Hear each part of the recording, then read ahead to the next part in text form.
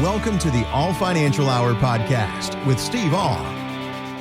Well, let's pop a can open on some of these stories here we've got lined up for this week, including we've been for a long time, and especially in the Midwest, in tornado season. Let's not forget that hurricane season is technically here, though it really doesn't ramp up until later. That means people, especially coastal, but also inland, who experienced billions in damage from Helene last year, all need to remember what they run the risk for to prepare for storm surge, wind, heavy rain, flooding, and tornadoes, even just bad summer thunderstorms. It doesn't matter. You need to be prepared. So we also could be facing financial hurricanes, though those are seemingly less easy to predict than the ones that happened in the Atlantic Ocean. Turbulent stock market's what we've been dealing with. How can we work to weatherproof our retirement, Steve? I think the best thing on retirement is start early. And if you didn't get the opportunity to start early, start now. And I think that's probably the biggest thing that you've done is start doing what you want to do. As a guy says, if you save like nobody else, you'll live like nobody else in retirement. And I think that's the picture that we really need to look at it.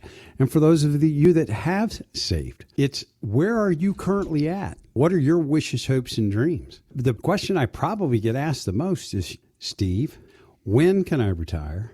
And will I run out of money? Those are usually the two biggest questions that almost everybody comes into. And that's why I say, I wish I had a crystal ball. I don't. That's where planning comes into it. No matter what the market does, are you prepared for your retirement journey? Because in my opinion, retirement is about more than a rate of return. We have to look at those things that are really important. Tax strategies. Yeah. Are taxes going to be higher or lower in the future?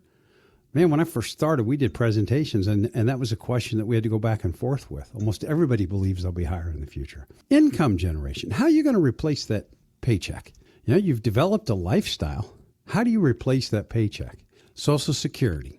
Yes, it will probably change in the next 5 to 7 years, but I still think we need to get the optimum amount of it that we possibly can. Then we look at long-term care, health. What about your legacy planning? What are you planning to leave to your children? And when we get back to that investments, I believe your investments should be based on need, not greed. Because most people that I get to deal with, if the market's just crazy up, probably wouldn't change the way they retire. Yeah. And it's the same thing if the markets went down. Most of them would probably stay retired, but psychologically it would affect them. So I think that we need to have those things. So I'm going to ask, would you prefer to spend your time enjoying your retirement?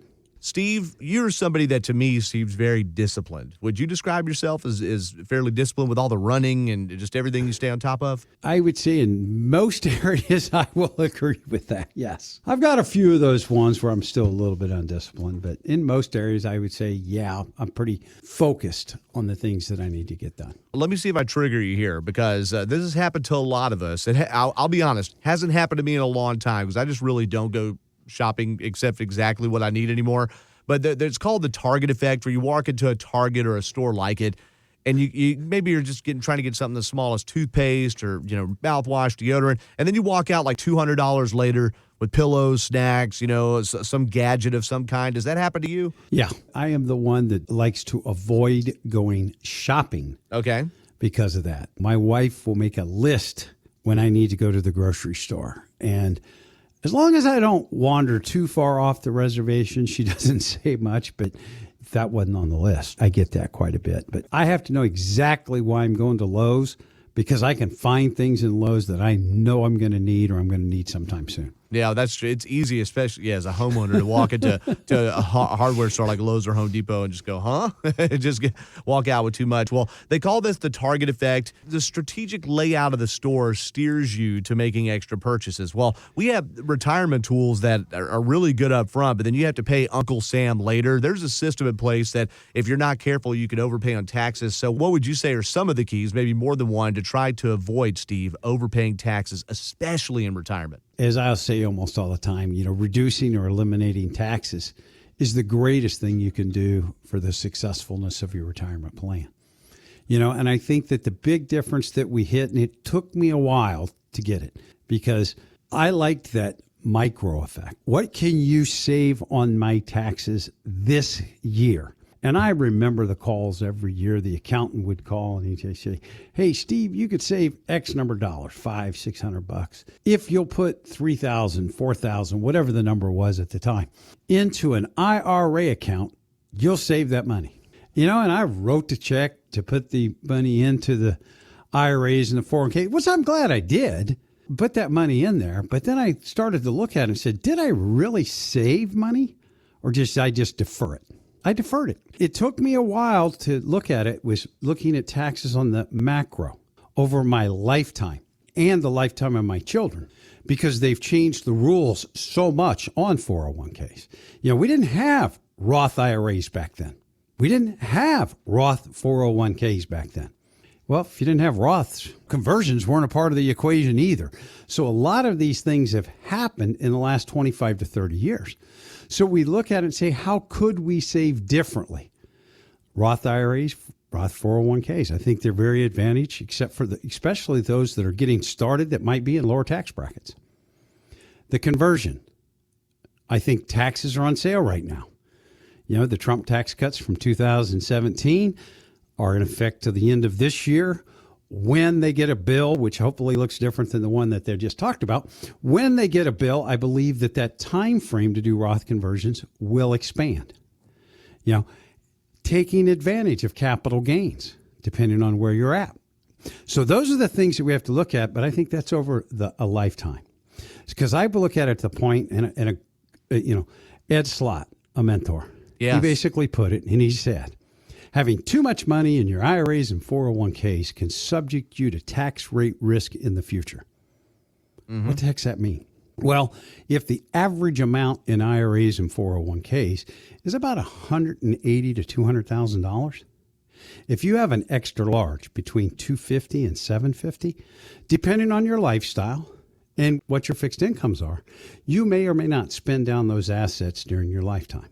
But if you had to pass them on to your children, it wouldn't be that detrimental. If you've got a double X between $750,000 and $1.5 million, chances are you'll pass the time bomb on to your kids. What do I mean by that?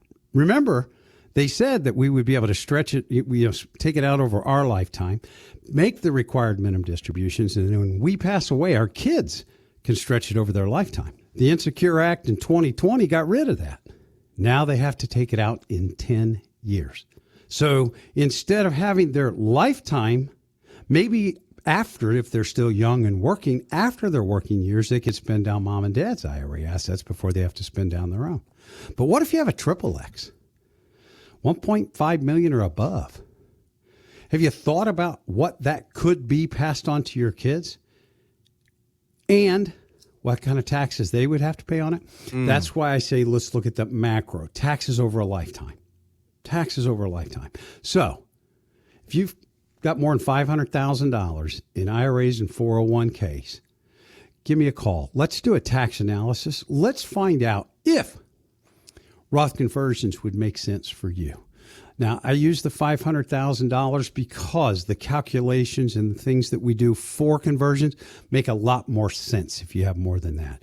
So give us a call. Ask for the tax analysis. For sure. The tax analysis is big, all right? You just saw all the different factors, even what's changed since Steve was at a different phase of his career, folks. Again, call us up, 636-230-8824, 636-230-8824, a tax analysis of your retirement plan. You can get an entire look at your portfolio and see where all the different levers are pushed or the buttons put in the right direction. If it's something you put into place in 2005, things have changed since then. All right. If it's something you put into place even 5 years ago, what's happened since then? Well, COVID and all of that. Want to make sure that your portfolio is positioned in the correct way. All right. And now we just talked about basically these different retirement accounts, Steve. If someone leaves their job, all right, they must decide what to do with their 401k. And there are several different options and pros and cons of each way. And, and again, this is a perfect example, Steve. I'd love for you to walk us through of how one plan isn't one size fits all, basically. So what are the different pros and cons and options of things people could do with an older 401k? Okay, let's go. If you got an old 401k, you have 4 options of what you can do with it. 1, leave it in the employer plan. You don't have to move it. It could be a very simple solution. The negative of it is once you hit required minimum distribution age, you have to take it from each and every 401k separately. So that could make some complications when you get older. You can roll it over to an IRA account. Gives you a lot more options when you do that. Cons, it might be a little bit more expensive. Some 401ks, most of the expenses are covered, and some they are not. That's why we have to do an analysis around each one of them to see if it makes sense for you. Roll it over to a new employer's 401k. Could simplify things for you. The thing that might not work, they might not accept it. The thing about those first three things that I stated, they're non-taxable events. They're non-taxable. You don't have to pay taxes if they're done properly. The last thing you could do is have them send you a check. Well, if they send you a check, if you're under 59 and a half, they're going to charge you a 10% penalty for early withdrawal. And by law, they have to withhold 20% for federal taxes. So roll it to the new IRA. Roll it to a new 401k. Just leave it where it's at or take it in a check. Those are your options. And we look at it to the point is, let's look at what would be best for you. Are there other investments that you like to have your money in? Because most 401ks are designed for everybody to almost always be the same. Most 401ks, the largest thing that they have is retirement date funds. That retirement date fund only looks at one thing. When are you retiring? It doesn't measure how risky or how conservative you are in the investment world. Your age, how much other money that you have outside of these accounts, it doesn't take into account all of those things. When you come and sit down with us for us to do an analysis for you, we're going to look at all of those things to see if a rollover would make sense for you. If you've got one that's sitting back that you haven't done anything with in a while, give us a call. Ask for the 401k x-ray. What we'll do is we'll get on the phone and find out what your options are, figure out what the expenses would be, and see if it might make sense for you to move that old 401k. Remember, it's a non-taxable event. Thanks for listening to the Aul Financial Hour Podcast. Insurance products are offered through the insurance business Aul Insurance Group, LLC, AIG. Aul Financial Group, LLC is an investment advisory practice that offers products and services through Impact Partnership Wealth, LLC, IPW, a registered investment advisor. IPW does not offer insurance products. The insurance products offered by Aul Insurance Group, LLC, AIG are not subject to investment advisor requirements. IPW and Aul Insurance Group, LLC, AIG are not affiliated companies. Investing involves risk, including the potential loss of principal. Any references to protection, safety, or lifetime income generally refer to fixed insurance products, never securities or investments. Insurance guarantees are backed by the financial strength and claims-paying abilities of the issuing carrier. This radio show is intended for informational purposes only. It is not intended to be used as the sole basis for financial decisions, nor should it be construed as advice designed to meet the particular needs of an individual's situation. Aul Financial Group, LLC is not permitted to offer, and no statement made during this show shall constitute tax or legal advice. Our firm is not affiliated with or endorsed by the U.S. government or any governmental agency. The information and opinions contained herein provided by third parties have been obtained from sources believed to be reliable, but accuracy and completeness cannot be guaranteed by Aul Financial Group, LLC. This radio show is intended for information purposes only.